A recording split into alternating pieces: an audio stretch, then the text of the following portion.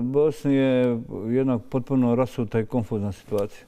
Tamo imate jednog Izetbegovića koji ne može da kontroliše ni svoje ljude, a kontroliše čitave procese, što govori o tome da je propala njegova politika.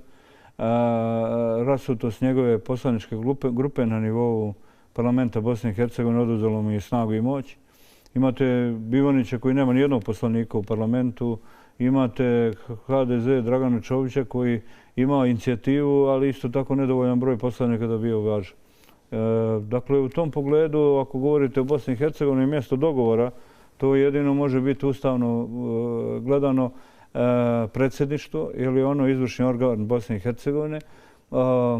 Savjet ministara koji se pokušava da se stavi u izvršnu operativnu ulogu kao vlada je pomoćni organ predsjedništva i sav problem u Bosni i Hercegovini jeste u tome što imate ustav i propisane nadležnosti, imate sasvim drugu situaciju koju su napravili visoki predstavnici i sa ta dva koncepta ustavni i neustavni koji živi moraju da se sukobljavaju i oni će morati jednog dana da se nađu važni ljudi, da sjedu i da vide kako prevazići to ako hoće uopšte da funkcioniše Bosna.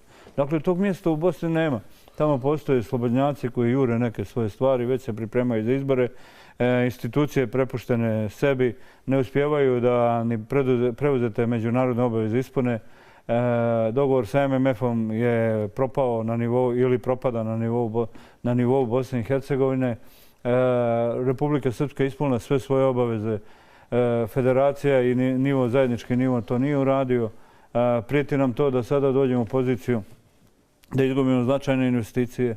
A opet bi neko iz svoga nekoga, što kaže kod nas ovdje, moj narod ovdje u mom kraju, kaže iz nekog pasjaluka, to znači kad hoćeš da nekom napraviš štetu, pa tamo ni tebi bilo gore, onda bi neko počeo da govori o nesposobnosti lokalnih institucija, vlasti i tako dalje. U svakom slučaju, dakle, niti je to više parlament, savjet ministara apsolutno nije ni pod ustavom u to mjesto.